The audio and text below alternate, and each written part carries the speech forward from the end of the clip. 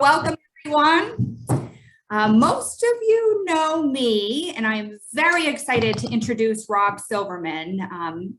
Rob is a true professional in the industry. I've had the pleasure of doing presentations with him over the years, and we always get rave reviews after. So Rob works for Grasso Appraisals. He's actually been in the industry since '92, which is 30 years, Rob, and with Grasso since '03.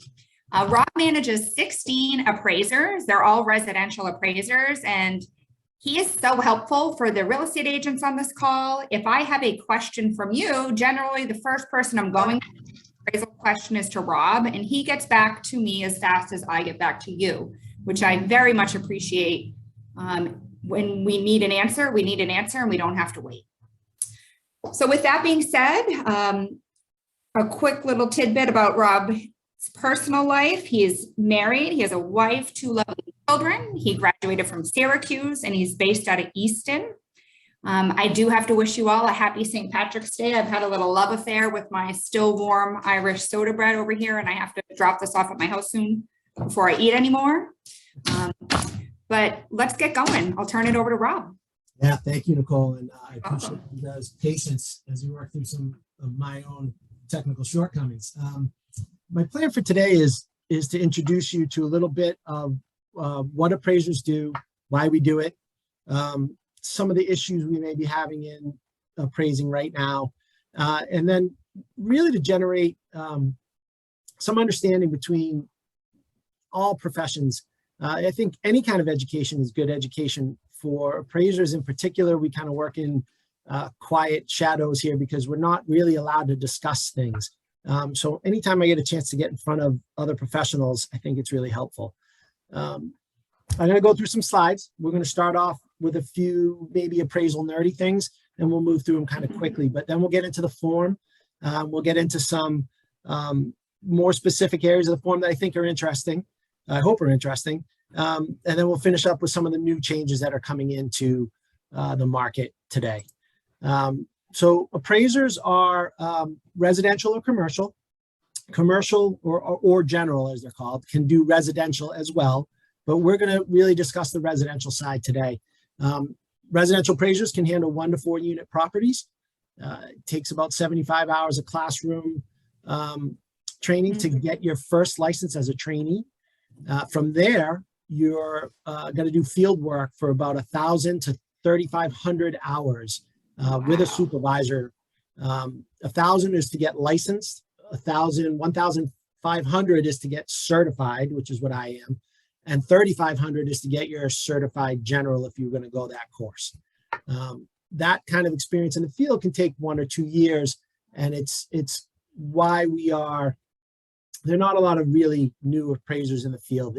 They're loosening up some of the restrictions right now, but in the past 10 to 15 years, it has really limited the amount of people coming into the field. What do appraisers do? So an appraiser develops a report, develops and reports an opinion of value and a specific type of property. That's from the MBREA. That's the Mass Board of Real Estate Appraisers. I'm a member of that group. It's a trade group that advocates for appraisers, offers continuing education, kind of helps us all stick together. Appraisers are expected to act in a manner that is independent, impartial, and objective. That's from USPAP. That's the governing body nationwide, Uniform Standards of Professional Appraisal Practice. We'll see that on the next slide. An appraisal is the act or process of developing an opinion of value. Our typical clients, mortgage lending institutions make up about, I'd say 75, 80% of our client base.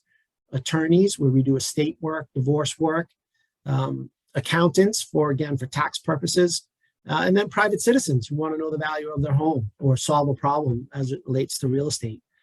Our reports can be written or oral, and our reports are what we generate after we do the appraisal. The appraisal itself is typically kept in a folder and can be 3 or 4 inches thick with data. These days, we can also keep it online and can be in one place, but it has to be easily accessible and reproducible. Reports can be restricted in use.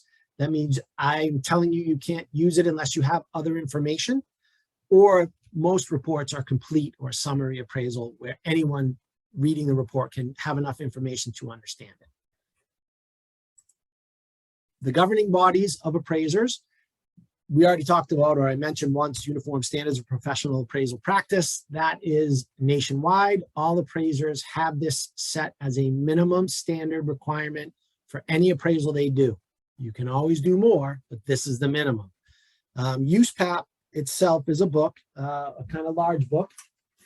It's a copy of the latest one. And it allows you really as an appraiser to do any assignment within the rules and standards that you have to follow. It provides a lot of guidance. It's inclusive of 5 rules, 10 standards, 35 appraisal opinions, advisory opinions, and then another 155 pages of frequently asked questions, FAQs. All that together makes up USPAP and will allow you to kind of navigate some of the issues. It's never really so clear cut. When you have a problem, it's always a little bit of gray, and you can use USPAP to kind of make your way through the gray areas. However, on those 75–80% of our clients that are mortgage lending, we also have an additional set of rules, and that comes from Fannie Mae's Selling Guide. That is a daunting publication. I have a copy of it on my desktop. I still don't know how to navigate it all the way, even after 20 years. I'm always looking through it for guidance. It does change every few years. There are updates as it pertains to appraisals, and we need to keep on top of those. Some of those updates we'll talk about a little bit later in the presentation. In addition, any client that we deal with might have their own regulations. Some of those examples are appraisal management companies or individual lenders that require a certain amount of comparable sales to be used, not just 3, they want 4 or 5. They're going to have these regulations. Anytime you accept an appraisal assignment, you have to be aware of the client regulations. And then finally, there's HUD. If we do an FHA report, they have an additional set of rules and regulations on them. In general, appraisers concentrate on the 3 approaches to value. The most popular and the one they want to see the most often used is the direct sales comparison approach. That is where we talk about comparable sales. We'll see it in the forms that we'll show in a little bit. The next approach is the cost approach, and that is kind of what it sounds like. What is the cost to replace or reconstruct the property as it sits right now? It involves using cost services. I use dwellingcost.com. There are certainly other ones out there. Talking with builders, talking with people in the trades to get an idea. And as you can imagine, in the last 2 years, it's been quite a slog to get accurate cost service materials as they changed every week. Land is valued separately in this approach. Where this cost approach is really relevant is in new construction. The market participants don't particularly use the cost approach for anything but new construction. It has to make sense to the seller in any sale arrangement for new construction. Yep. So, and I remind you, and then the last one is the income approach. The income approach is simply a property's value is tied to its ability to produce income. We use it on multifamily reports where the typical buyer is going to have an interest in what kind of income they can produce from it. So let's talk about the appraisal report form. Not a lot of people see them. You have probably got one on your own homes. The single family report form is what we're going to look at. Fannie Mae calls it the Form 1004. Freddie Mac, it's the same form. They call it the 70. They have been UAD compliant since 2011. UAD stands for Uniform Appraisal Data Set. Probably the last time we had a major change to the industry. They standardized how appraisers rate things throughout the industry. So the same condition rating in Arizona is going to apply to Massachusetts. And they gave us levels and asked us all to kind of change the way we use what used to be average, average good, good. We now rate them C1, C2, C3, all the way to C6. They are all defined in each report. They cover also quality ratings, view ratings, location ratings, and they are Fannie's attempt to standardize how each appraiser thinks about quote unquote average throughout the market. Large part, we are now so fully immersed in UAD tech terminology that it's secondhand to all of us. However, we do still have some issues with the definitions. We can talk about them in a second. The first page of the form, the first 3 sections shown here on your screen, subject, contract, and neighborhood are the sections highlighted on the left-hand side of the form going north to south. The subject section is pretty basic. We're going to identify the property. It's the first rule of appraising, identify your subject. Let's remember that real estate is the land and the improvements are what sits upon it. So we are going to talk about there, we're going to name the address, the legal description, the assessor's parcel number. We have our first opportunity to talk about the neighborhood by giving a neighborhood name if there is one. And then here's the first time we interact with the market. Is the subject property currently offered for sale or has been offered for sale in the last year? This is a theme throughout the form. Things have to make sense. If there's an offer, if it has just been taken off the market, if it has been sold within the last year and had a listing, this is the beginning of where we start talking about that, because obviously how it transacted or was taken off the market within the last year and how we are appraising it now has to make sense. The next section is the contract section, only filled out if it is a purchase transaction. This is why we need the purchase and sales agreement. We need to analyze it to see if there's something different within the purchase and sales and standard. This also goes for concessions. Is the concession consistent with what we're seeing in the market, or is it something we've never seen before and we need to talk about it? This is the section we do it in. The highlight at the beginning of the next section is going to go into my last point of the day, but we're going to give it a little talking point right now.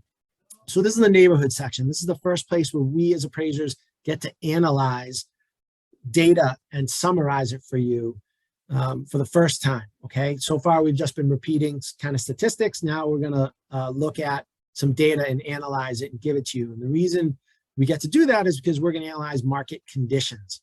What's the market doing right now? So we're gonna identify the neighborhood by its boundaries. We're gonna talk about the characteristics of the neighborhood. What's the housing stock like? What's the employment areas? What's its access to employment areas and service industry? But we're really gonna dig into what are the market conditions right now. So this is a confusing thing, how to do it in one uniform way. Fannie and Freddie tried to make us use a 1004 MC market conditions form. They've retired it because it didn't work. Appraisers have different ways of doing it. I'm going to just tell you mine. I like to start by going to the area market review in MLS, run the town or run the zip code in the town if it's zip code specific. And I like to see the year over year changes in the market for single families. I then like to go and run single family properties in MLS within a 1 mile radius of the subject, smaller if it's more neighborhood specific and needs to be. But then I like to run the search by 6 month segments, and I have to have a data point to be GLA, gross living area, about 20% smaller, 20% higher, see all the properties that are similar in size and see if I have enough data to look at 6 month versus 6 month. I'm going to summarize that within this area of the form. And by the way, if you're looking at this and saying, it's a lot of data to put in here, yeah, it doesn't fit. We got to go into the addendum. We have to write more. That's why the reports get bigger. But it's very important in this section to make your first case for an appreciating market, a stable market, or what we haven't seen in a while, a depreciating market. The check boxes on the top of that section start off with neighborhood characteristics, urban, suburban, or rural. But the next one in the middle, the 1 unit housing trends, are what we're really talking about. This is where property values are increasing, stable, or declining. The demand and supply is in shortage or imbalance or oversupply. The marketing time is under 3 months, 3 to 6 months, or over 6 months. And if you notice going up and down, all the vertical columns are supposed to make sense. If they don't make sense, we have some explaining to do. In other words, if you have an appreciating market, you should be checking off property values are increasing, demand and supply is in shortage, and marketing times are under 3 months. That's the expectation. Doesn't always happen, but that's the key for the appraiser to know, I got to talk more about this. Lastly, in the neighborhood section is what I highlighted at the top. Race and racial composition of the neighborhood are not appraisal factors. I've looked at that for 25 years and never even thought twice about it because of course they're not. We use data and we just talk about market defined as data. However, this is now coming back into the discussion in the appraisal industry, and we'll get to it at the end of the presentation. The bottom of page 1, we get to talk about the site section, and then finally we get to describe the improvements. The site section is important because we get to talk about two major things. One is what is the zoning and how does the zoning affect what you can do with the property? And then the second is what is the highest and best use of the subject? The highest and best use has 4 tests. Is it physically possible, financially feasible, legally permissible, and maximally productive? And you look at the lot as vacant or improved. Most of the time, 90% or more of our appraisals, the current use is going to be the highest and best use. But there are times when you need to look at it and say, look, this is being used as a 2-family, but properties in the town are single family, large single families are selling more than any 2-family. That's the maximally productive use. The income produced doesn't make sense versus what you could get from this thing as a single. That may be an opportunity for an appraiser to really question in the highest and best use analysis whether the current use is the highest and best use. But again, it's more rare. After we describe the site and any encroachments or easements that come upon it, we get to finally describe the improvements.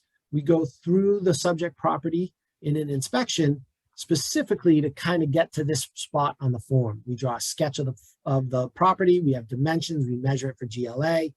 We look at what the materials are, what condition those materials are in, what is the effective life. And effective life is a term used for how much time has gone on in this useful life of this property and in the appliances and the things in it. How much time does it have left? It's a guesstimate based on your observations that you're in the property, but it can be a useful tool to say, look, this may be a 90-year-old home, but everything in it's pretty new and it's going to react like a newer home. We also have, I've highlighted an area that I always found really difficult to answer. Are there any physical deficiencies or adverse conditions that affect the livability, soundness, or structural integrity of the property? You know, I've never been a home inspector. This kind of goes that way. So what they're really looking for in this is it obvious? Is it a gaping hole in the foundation? Cracks somewhere that lead you to believe this could be an issue? A professionally licensed person has to look at this. So that's where we as appraisers kind of look at the mix of the job for the inspection to be important. We got to know what we're looking at and know when we're not the experts, we got to call in someone else. This next slide is where we get to the real bones of what we're doing. This is the sales comparison approach. Okay, this is where we're going to present to the reader of the report our first analysis for determining the opinion of value. We're going to take the subject property in that first column, and then we're going to put at least a minimum of 3 comparable, what we believe are comparable sales, and list them in columns 1, 2, and 3. I'm going to show you a completed one on the next slide. If you look at the highlighted items, those are roughly 22 lines, 19 of which are really items of comparison. And then there are 3 blank ones at the bottom for us to fill in something in case it's not listed there. But that's what we're trying to boil the subject property down to, those items of comparison so that we can figure these things out in the market. If you'll notice the red marked ones, this is the most commonly asked thing when I get in front of a group of brokers. How do you deal with finished area below grade? The red areas are the spaces. This is where we will tell you what the basement is made out of, how many rooms, and what the size of it is. Okay, and I can show you on the next slide. This is one that's filled out. The top of this is the address of the 3 comparable sales. Highlighted are their pre-adjusted, their sales prices. And at the bottom of each grid, highlighted again, are their adjusted sales prices. After we compared them to the subject and took out the differences and measured them as best we could, this is how we think they compare to the subject, okay? That 756,480 770, 250, and 770, 600 across the bottom is my range of adjusted sales prices. Generally, I'm going to have more than 3 comparable sales, so I have more additions to that. But that basically 771 back down to 756 is my range that I'm going to be expected to have my opinion value somewhere in that range if I want a safe and secure report. On the left-hand side, that far left grid is the subject property. That's how we've rated it. You can see real quickly the first thing that we've written under location is N:(RES res. That's our UAD, Uniform Appraisal Data Set term for it's a neutral location. It's not adverse to anything, and it's not the best in the town. And it's a residential location. It's surrounded by other residential properties. So of course we can have adverse, we can have B for beneficial, and then we can have other descriptors. It could be wooded, it could be busy road. It can be some other things for us to use to help describe the location. Going down, the site size is pretty self-explanatory, but then our view, same thing. And residential, it's a residential view. The design style, it's a 2-story colonial. Then our quality rating is a Q3. These are the quality rating sheets. I don't think you'll be able to get very much out of it there, but it is an extensive list, and quality is by far the worst of the UAD ratings. It's most subjective. We try to look at the architecture and how it was built. And to put those two things together in the Northeast is really tough. We don't have any homes that are built the same, okay? So if you're not in a tract development, it makes the quality ratings really a difficult thing to do. Age is the next one down, and then conditions, C3. The definition of C3, the improvements are well maintained and feature limited physical depreciation due to normal wear and tear. Some components, but not every major building component, may be updated or recently rehabilitated. Excuse me, the structure has been well maintained. This is our current UAD definition for average good. This is above average home. It has renovations to it. It's not like new, but it is something that someone would walk into and say, wow, it's been updated. And that's the rating that this property got. The room count, 841.1, is 8 rooms, 4 bedrooms, 1 full and 1 half bath. And the gross living area of 1,976 is above grade, fully finished, heated, and contiguous space. That's Fannie Mae's definition. So what do we do about the finished area below grade? That comes right below it. This is a confusing line. 728 square feet, 436 square feet, WU. The translation for that is the whole basement is 728 square feet. 436 square feet of that is finished, and it is a walk-up basement. There is no finished door to the at grade. That would be a WO walkout. Now the rooms are described right below that. 1 RR is 1 rec room, 0 bedrooms, 0.0 baths, and 0 others. So it's 1 rec room that is 436 square feet, pretty typical. And then we can rate function and utility, heating and cooling, energy efficient items. These days, we like to put in things that indicate that it is insulated and they're double pane windows. This would be someplace where solar could go and other things like that. Garage parking, driveway, that is 2GD, 4DW. That's 2 garage detached and 4 driveway. You get used to it when you look at it long enough, but it certainly reads a little funny now. Deck and a porch, fireplace, and then a finished garage loft. Those others are the 3 spaces in the bottom where the appraiser needed some extra space to get some items of comparison in there, okay? That's what the sales comparison grid looks like. There's a lot more analysis in it. We're not talking about how we come up with the adjustments themselves, but rather what does it look like on the page. The next slide here is how much space the form devotes to the other 2 approaches to value, the cost and income approaches. You can see it's quite different. The cost approach It gets a little bit of love here, a little bit of space. They want to talk about the site value. We have to come up with an opinion of site value. We like to say as appraisers, look, I'm not doing a land appraisal, but guess what? We put an opinion of site value down there. We're probably going to be held down to how did you get it? Usually appraisers use MLS to look for land sales. However, if you work in towns that are very much developed and they don't have land sales, you can use allocation or the extraction method. Appraisal nerd stuff, but there are other ways to use sales to bring out what the estimated value for the site was for that sale. Then we're going to go into what the reproduction cost is. Basically, we're going to say aliens came down and took that whole house off the site. Okay, it sounds better than it burnt down. What is the cost to replace that site under current conditions with the improvements that were there? You're going to have the same size, the same bedrooms, the same bathrooms, same type of house. You may have to build it with modern materials, but what's it going to cost you? The idea from this is, why would someone pay a lot less or a lot more than what it would cost them to rebuild new?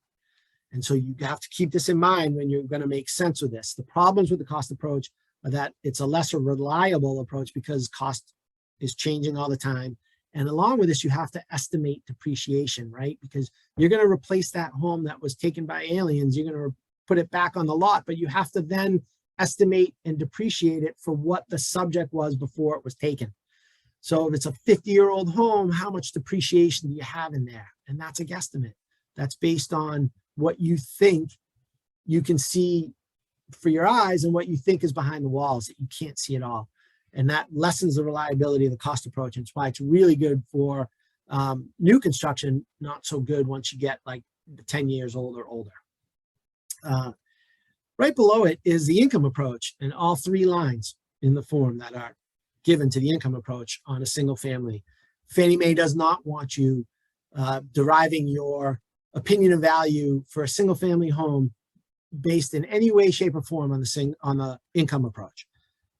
We've had some arguments about that because there are some times that it is a rental property and that is what it is selling for based off of the income you can generate.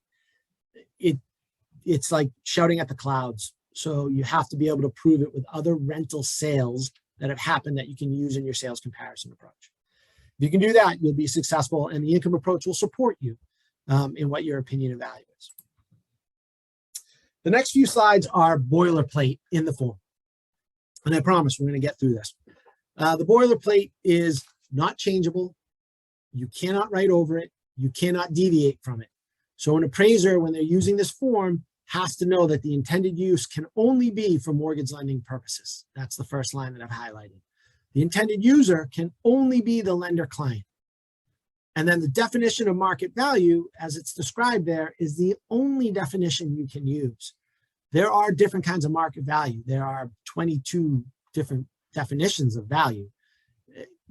Insurable, there's just a lot of them. So they've gone through great lengths to tell you what their definition is. And it's a pretty standard one, right? A willing buyer, knowledgeable seller, no undue pressure on anybody in terms of cash or its equivalent, exposure to the market.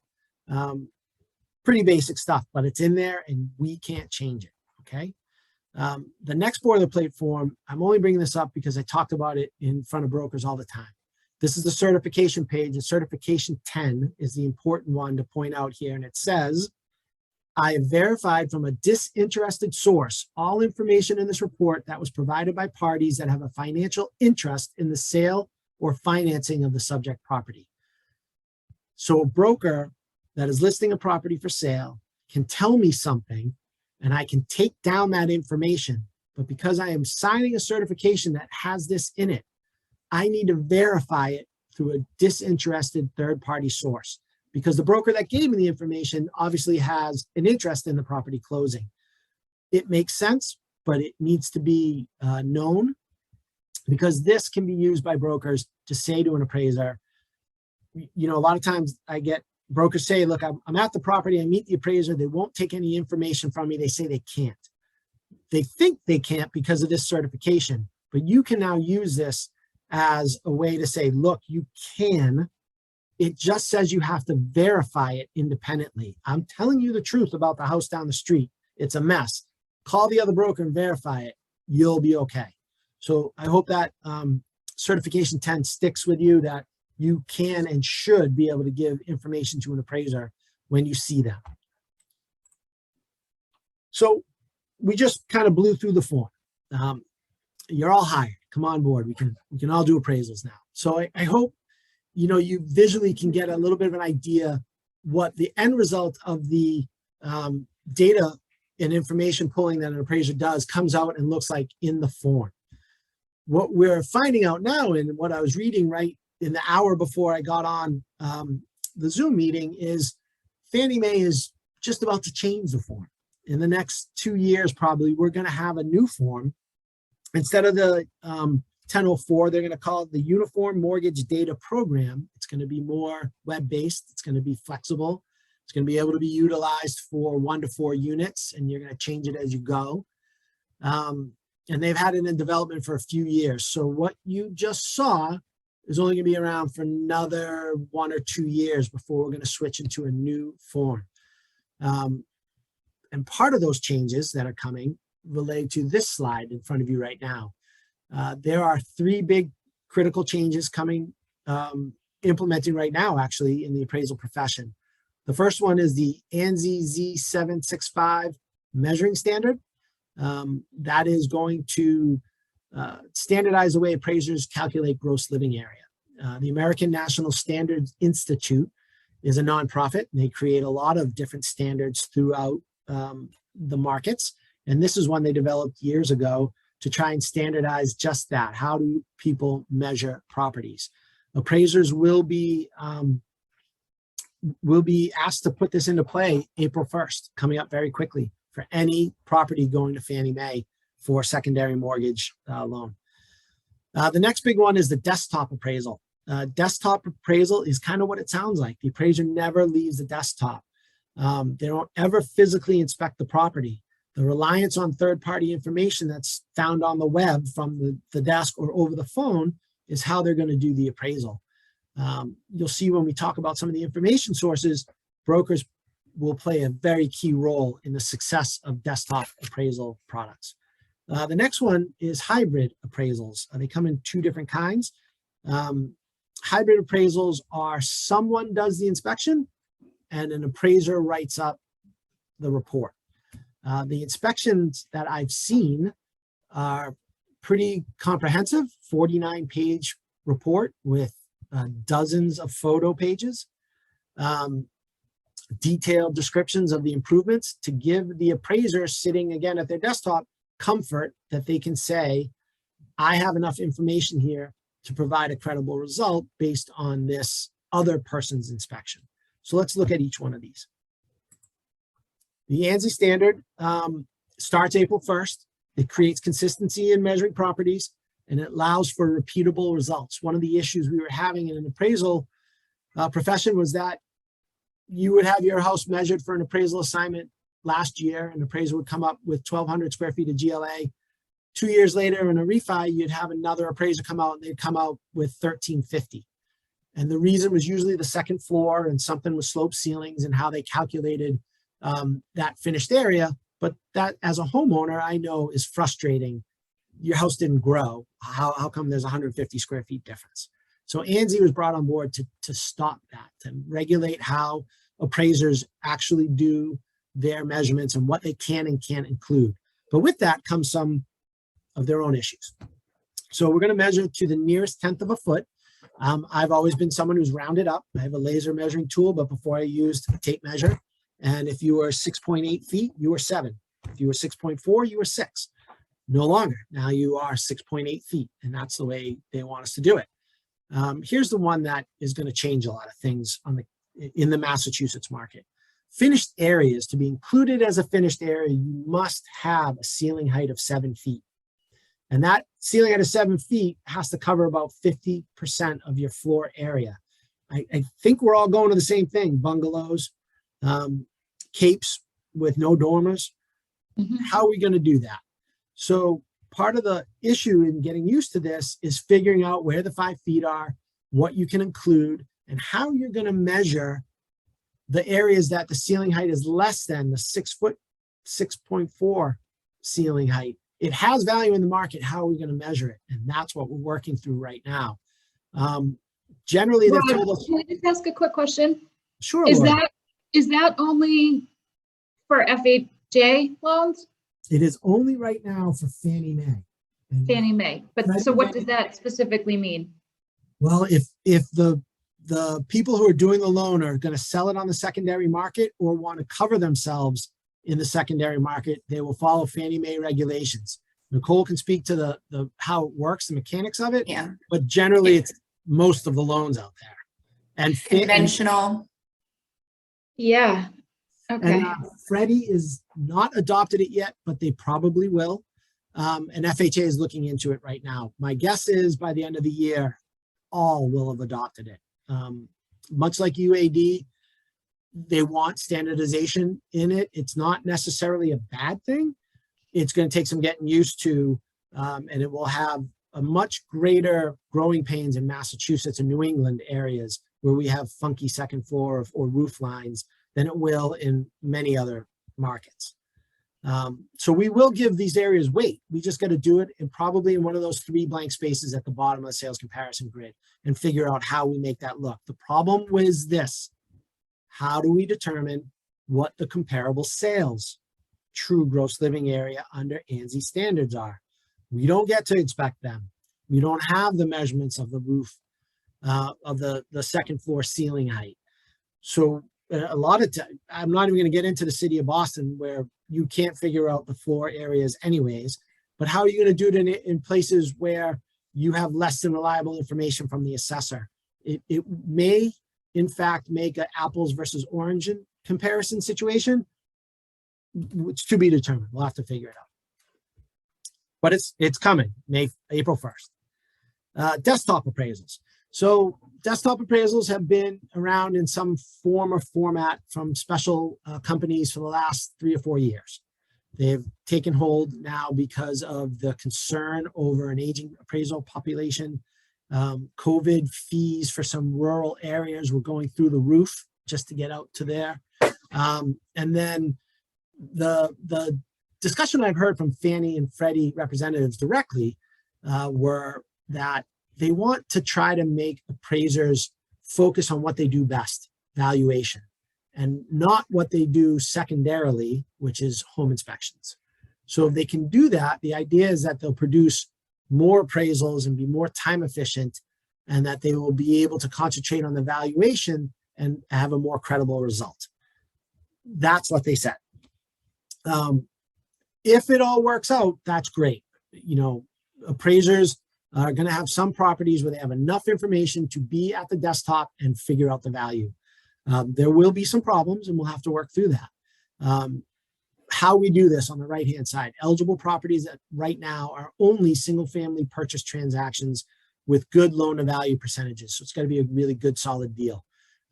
Single-family purchases, they want to limit it to right now because the idea is we're going to have MLS to look at the photos, to have a different perspective on what the property is made out of other than what the assessor says.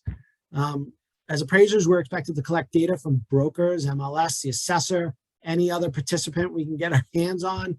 And then we got to confirm all that data through third-party sources, either through cross-referencing each other or through possibly looking at the property through a handheld device and some kind of technology that we're going to implement. Reason we're talking about technology with this is because we have to provide a floor plan, and a floor plan is different from a sketch. A floor plan has the actual interior walls and shows the flow of the floor plan.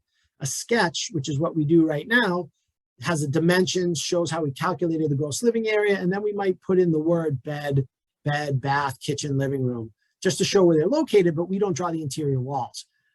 Fannie and Freddie, particularly Fannie, is not willing to give up the fact that a property may have a floor plan obsolescence, like a bedroom that you have to get to by walking through another bedroom, or a bath, the only bath in the house isn't captured in a bedroom.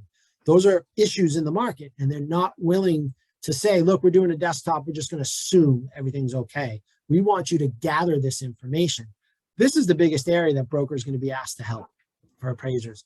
Sometimes there are sketches, floor plan sketches provided on the MLS. that's great. If we can get them off the MLS, we now have a third party, the sketch program developer, who has confirmed what that is, and we can use it. Other things we're going to be able to do is to share apps with appraisers. The first one that I've seen demonstrated was QB Casa. And QB Casa is an app I can have on my phone, share with a broker, and that broker can walk through the home and it will produce a sketch of the floor plan and dimensions that measure the home. It is right now ANSI certified to eliminate 5 foot or lower properties. It's pretty impressive. It costs about $35 a sketch, and it takes about 24 hours to get it back, or a little less. They say about 18 or less. But it's impressive that someone can do that, sitting at your desktop, have you walk through the home. But we will need market participation to get that done. At all times during the desktop appraisal process, an appraiser is going to be asking themselves, do I have enough reliable information to develop a credible report? If I don't, then I have to reject the assignment and say, look, you got to upgrade this to a full, find someone else to do it. The responsibility is on the appraiser to determine that. And this is going to be an issue down the road, but as appraisers, what we're hearing is, look, you're going to be judged on these desktop appraisals. They get reviewed in the future. If you didn't have enough information and just did the report anyways and produced something less than credible, that's on you. And so that could be an issue down the road. However, they're ordering these on properties that are purchases with MLS on them for typically good transactions. We expect that most of those will have a foot in the door and have a chance at doing that. Let's look at hybrid appraisals. Same concept for the appraiser doing the valuation. However, now we're allowing someone else to view the property, a third party. If it's a professional, not an appraiser, but it could be a broker, it could be someone they hire as an inspector and train, hopefully. The appraiser is going to call this a hybrid appraisal. They're going to look at the report, make sure that they have enough data to perform the appraisal in a credible manner, and they're going to go and do their typical steps as they would for a desktop. The other way, it's called a bifurcated appraisal, and that's when another appraiser does the inspection, turns out the report, and now as an appraiser, I have to disclose them as significantly contributing to the report, and we get assigned together and do some different things. It can get a little bit harder to produce the report, but it also can be more reliable for the appraiser, saying another appraiser who's signing off on this and taking responsibility for it, produce the report. Most of the mechanics of it are the same as the desktop. The eyes on the inspection part is where lenders try to speed up the process by having people just doing inspections getting out there. So those changes come with this last change, and it's really one of the last pieces of the puzzle that we're going to talk about. The hot topic right now in appraising is bias in appraising. Again, I never really thought about it much, but it's come out many times. I think you can easily find articles on the web where parties feel aggrieved because they had an appraisal done. They left the home, had a neighbor stand in for them, took down the pictures on their wall, had another appraiser come in, and the value was significantly higher. This is one example of several that are out there. And the only difference was the color of the person's skin who met the appraiser. It can be a problem, and it is being talked about right now in lawsuits, and it's being talked about in appraisal classes. And I just had a webinar with several national companies that are asking appraisers to reanalyze how we define location. So we've always been taught location, location, location. That isn't a surprise to anyone listening to this. What we're being asked to consider is sometimes the location can be a deterrent that was set up by other market forces not necessarily involved in real estate. Now, I can't go into it very much because I'm going to tell you at its core, I don't fully understand it. I'm learning. But what I can tell you is that this is going to be something that will, if the courts decide to, it will have a profound effect on how appraisers and markets look at location. How we measure neighborhoods is typically the best sales are the ones within the neighborhood. If you go outside the neighborhood, it's got to be a reason. Like the subject is so different, you had to go outside to get something physically similar. But if you have homes that are physically relatively similar to the subject in size and makeup and those type of things, utility, you stay within the neighborhood, you've produced a solid report. And that is now where we're finding instances of bias are being accused of because you wouldn't go or consider sales that happened in a different part of town. It's very controversial. It's very new. I'm talking about it, but there are many people say don't even discuss it. I think discussion and all types and forms is good and a great way to get it out there. And like I said, I'm still learning about it, and I continue to monitor all the information that comes out.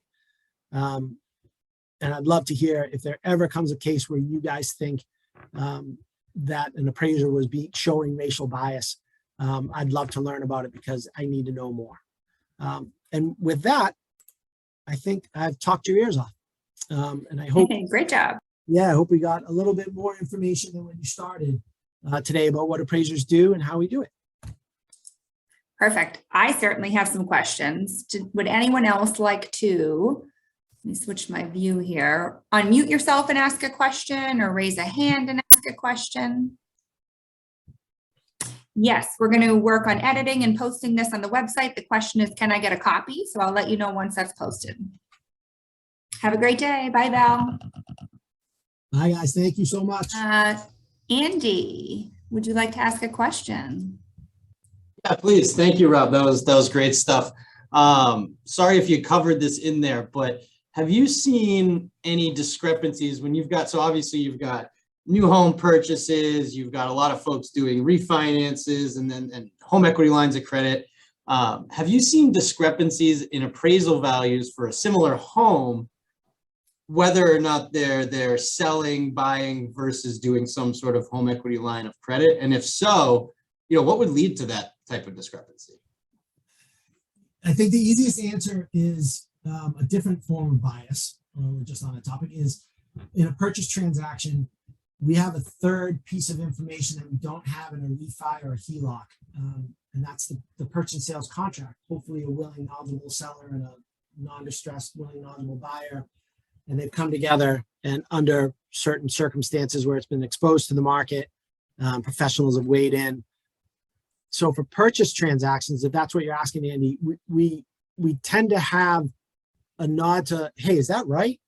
No, we're coming up with something a lot different.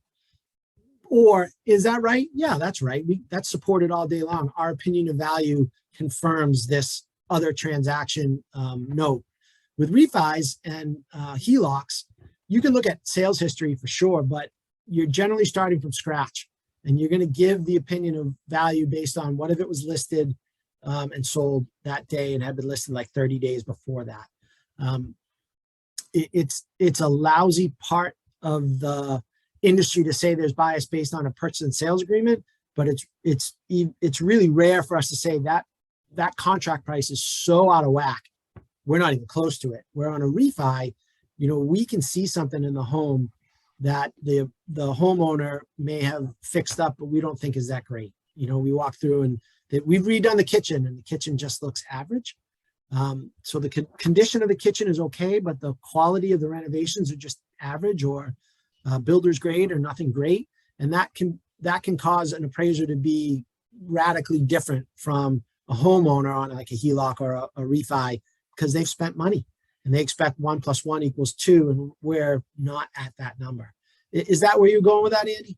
Yeah, actually, that was super helpful, because I had run into that a few times with clients where, they know they could sell their house for X, right? But they're going with a home equity line of credit, and they're getting, far lower than they expected versus if they were trying to sell the house and get it appraised out, then it could probably happen. So yeah, that was actually really helpful. It's just good to know that there's different processes behind, what you're trying to do, and with one, there might be a little less information. So it's just what you're working with. And I'd like to add to that, Andy, in that, appraisers by nature, we're not aggressive, even though at this market, we should always be, in the markets that are appreciating, we should be aggressive because that's what market's telling you, but our nature is not. And so if that contract price is an aggressive contract price, we can feed into that with our measurement of the market as appreciating. But on a HELOC or a refi, we probably, to our own fault, come back to, stable. Like, we go baseline instead of being aggressive. And that's, Okay, no, super helpful. Lori? So just given the market that we're in currently, are you seeing, so I know I have been in situations where the clients are, basically covering appraisal gaps and so forth. Are you seeing a huge variation in appraisal values and purchase and sale contract prices? it's not as prevalent as it was like 2 years ago, a year and a half ago, where we saw it, probably on 20% or more of our purchase orders where the market, we couldn't keep up with the market. I've seen a couple last week coming out of our office. So it's not like they've gone away. And typically our response is we're somewhere above the list price, but below the contract price. We're in that zone where we think we're showing that it's an appreciating aggressive market, but we can't get there. And, I've used the explanation of when you're in the moment and you're putting in bids and you know what you have to do to get that property, you can be very aggressive, but we're measuring the market based on things that have already happened. So that aggressive purchase that closed a week ago was really a bid that was put in, 3 or 4 weeks ago. And that's where we're at. And that's the sale we're using to measure against your newly aggressive bid. So we're always, in those scenarios, we're always going to be behind. I'm not allowed to produce a credible report. I'd love to produce it, but Fannie wouldn't take it, of a opinion of value that's above all the sales that I've used. I know that sounds funny, and it's not that I'm not allowed to. It wouldn't be accepted. It wouldn't be standard appraisal practice that would be accepted in the secondary market. They want to see bracketing. So where's my sale that's higher than your aggressive bid that you needed to put in to get the house? So the argument that it has to be market value has some weight. The argument for the appraiser is how I'm being asked to measure that market value, which is slightly different, doesn't support it. And I think the answer, and I don't have, Fannie's voice in my head, but I think their answer is they would rather not lend on the super aggressive bid. They'd rather lend on what the market says is more reasonable. And that's where we're getting our disagreements in value versus contract price. Great, thank you. And I actually have to jump off, so thank you very much. Thank you, Lori. Great to see you. Bye. Well, I think that was very helpful, Rob. Knock on wood, the appraisals have been coming in pretty well for me. The past few years, I was very nervous when the market turned, just as you mentioned, like a year and a half, 2 years ago. We expected a lot of low appraisals, but I think appraisers, as conservative as you are, have done a good job realizing that the buyer and the seller have come to an agreement, as you've always said, and It's a consideration. you can support it. Yeah, it's so much easier to go through the process and find that you're in somewhat of an agreement with the other market forces than it is to say something's wrong, because that creates all these issues and all these things you have to do in your report to support your statement that that contract price isn't right. So not that we ever want to take the shortcut out and just do what's quicker, but if it's there, we'd like to do it. Yeah, a long time ago, you gave an example of the alien example in a different way, that if a property disappeared, or let's say the example was the homeowners disappeared and the bank now has to take over the property, they need to be able to resell it. And in the market, that's been favorable, but that will turn at some point, right? That's right. So you have to go the conservative route. So I just wanted to let everyone know, if in case you didn't, that MLS, most of you know, but MLS is multiple listing service, and that's where the properties are listed, all the details about them, and then appraisers then go a step further and verify that with the town. Is that right? The assessor's office. Okay. two things I thought were very interesting in this market. This, every time we do a presentation, I mean, we've done them in downturn markets. We've done them in crazy markets like this. The highest and best approach makes sense if it's all single families, but right now there's such an incredible demand for rentals. And that also, when you said the income approach, it's kind of the same. Who knows if that's going to continue, but it's maybe the location issue coming up could also impact that, where they say, listen, we need to change the zoning. It could be a lot of change coming in the future. Yeah, and a lot of those strategies have been two different strategy opinions from the market participant. Do you want to hold on and keep the rent coming in for years, or do you want to quickly turn it over and take the one lump sum payment? And it's not that one's better than the other. Most of the time, we can't determine which one's better. And so the highest and best use is just what it is. But Yes. we are seeing rents returning to high levels. And I love that you pointed out the certification 10, because every once in a while we do come across an old curmudgeon appraiser rather, who's like, I can't take that paperwork. So that's great for clients to know, agents to know, like, here, certification 10, you can take it, you just have to independently verify it. Yeah, that's it. Perfect. Does anyone else have questions? Looks like we're ready to rock. Awesome. I hope you all have a great St. Patrick's Day and follow it into a great weekend. Yes. Thank you, Rob. I appreciate it. Bye-bye, everyone. Thanks, Rob. Thanks, Nicole.